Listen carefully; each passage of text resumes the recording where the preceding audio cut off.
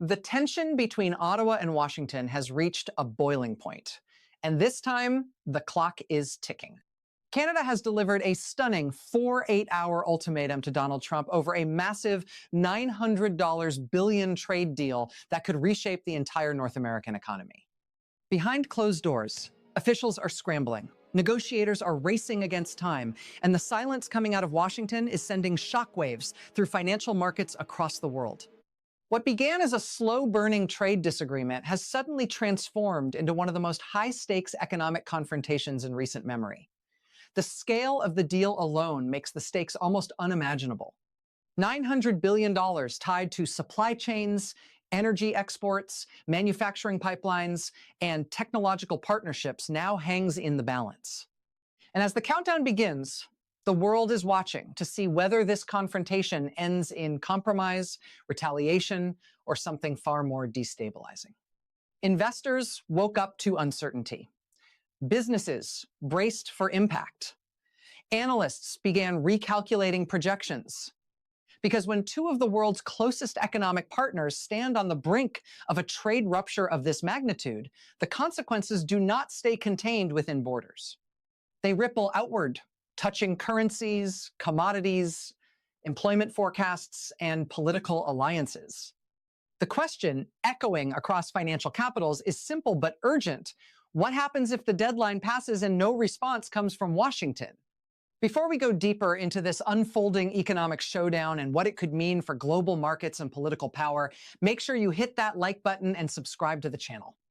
These dramatic geopolitical and financial battles are shaping the future in real time, and you don't want to miss the next major development as this story continues to evolve. The ultimatum itself was delivered with precision and clarity. Canadian leadership signaled that after months of stalled negotiations, shifting proposals, and mounting frustration, patience had run out. The message to Washington was unmistakable.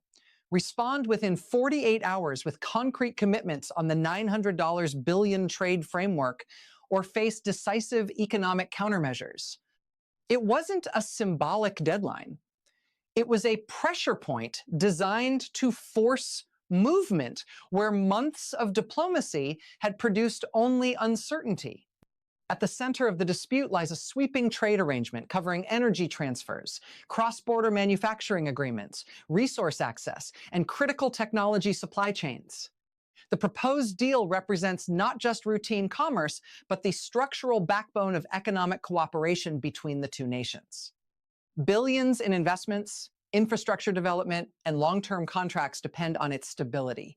Any disruption could trigger cascading consequences across multiple sectors. Washington's silence has only intensified the drama. Normally, even in tense negotiations, signals emerge statements, briefings, or at least hints of direction. This time, however, the absence of an immediate public response has fueled speculation. Is the administration calculating its next move?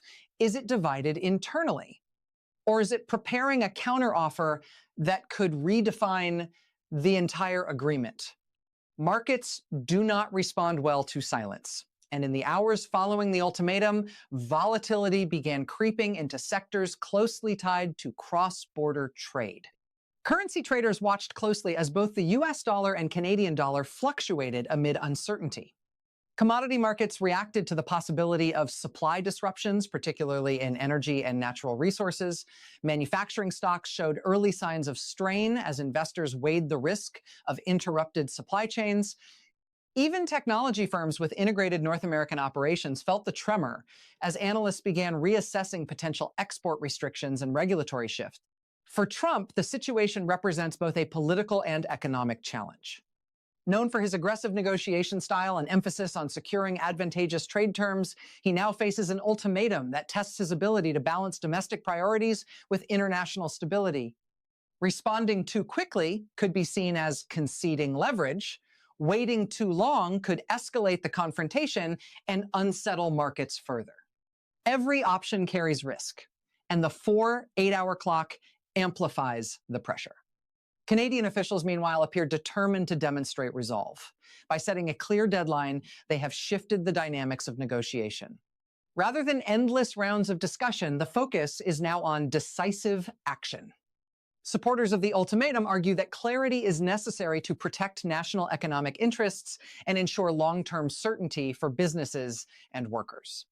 Critics warn that brinkmanship at this scale could backfire, triggering retaliatory measures and prolonged instability. The global dimension of this standoff cannot be overstated. The United States and Canada share one of the largest bilateral trade relationships in the world. Every day, billions of dollars in goods and services cross the border. Energy pipelines, automotive supply chains, agricultural exports, and technology partnerships form a complex web of interdependence.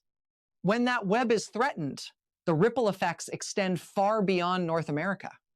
European markets reacted cautiously as news of the ultimatum spread. Asian exchanges monitored developments closely, aware that disruptions in North American trade can influence global demand and investment flows. International financial institutions began quietly assessing potential scenarios, from swift resolution to prolonged standoff. The interconnected nature of modern commerce means that even a temporary disruption in such a massive deal can reshape global forecasts. Within the United States, industry leaders are watching with growing concern. Major corporations with cross-border operations depend on predictable trade conditions. Automotive manufacturers rely on components moving seamlessly between plants in both countries. Energy companies coordinate supply and distribution across shared infrastructure. Agricultural producers depend on stable export agreements. A breakdown in negotiations could force companies to rethink logistics, pricing, and even long-term investment strategies. Small and medium-sized businesses face their own uncertainties.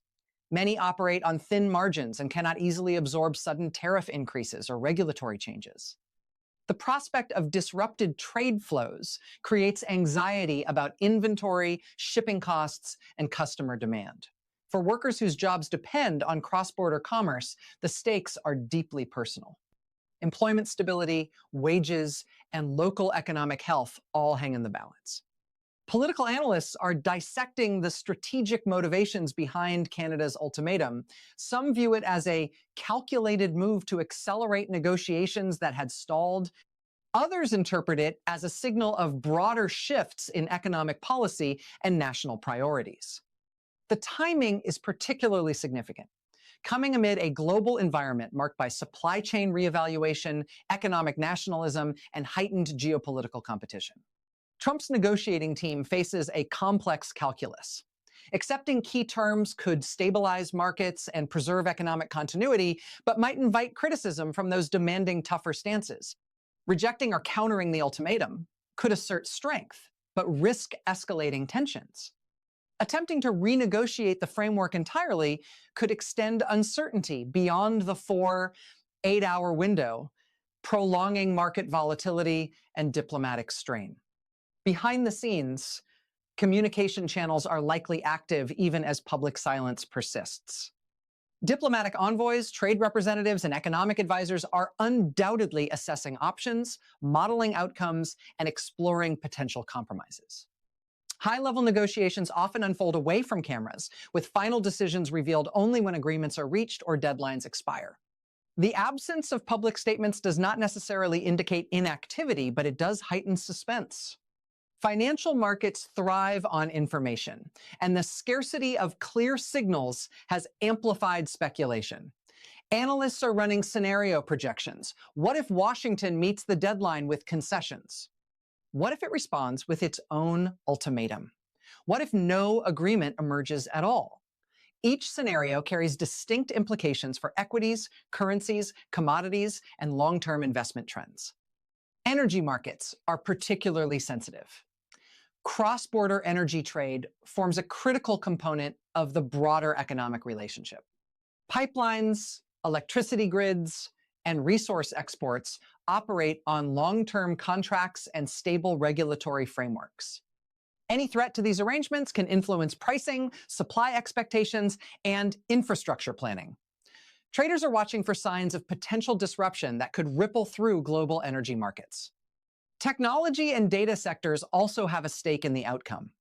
Modern trade agreements increasingly encompass digital infrastructure, intellectual property protections, and data flow regulations. a comprehensive $900 billion deal inevitably touches these areas. Companies operating in cloud services, telecommunications, and advanced manufacturing are evaluating how changes in trade terms could affect operations and competitive positioning. Public reaction is mixed and evolving. Some citizens view Canada's ultimatum as a necessary assertion of economic sovereignty. Others see it as a risky escalation that could harm both nations. In the United States, reactions vary along political and economic lines, with some calling for firm resistance and others urging swift compromise to protect jobs and market stability. The interplay between public opinion and policy decisions adds another layer of complexity to an already intricate situation. Media coverage has intensified the sense of urgency. Headlines emphasize the ticking clock, the scale of the deal, and the potential consequences of inaction. Financial news networks provide continuous updates on market reactions. Political commentators analyze possible strategies and outcomes. Social media amplifies every rumor and speculative report, creating an environment where perception can shift rapidly. As the deadline approaches, the atmosphere grows more charged. Every hour without a definitive response from Washington fuels further speculation. Investors adjust positions. Businesses prepare contingency plans. Governments around the world monitor developments, aware that the resolution of this standoff could influence broader trade dynamics. If a breakthrough occurs before the 4-8-hour window closes, it could restore confidence and stabilize markets. A revised agreement or interim framework might reassure investors and preserve the foundations of the bilateral relationship. If the deadline passes without resolution, however, the consequences could be far more dramatic. Countermeasures, tariffs, or regulatory actions could follow, triggering a chain reaction across industries and borders. The situation underscores a broader reality of modern economics. Interdependence creates both stability and vulnerability. Deeply integrated trade relationships generate prosperity, but also amplify the impact of conflict. Decisions made in one capital can reverberate globally within minutes. The ultimatum from Canada illustrates how leverage can emerge even within partnerships long considered stable.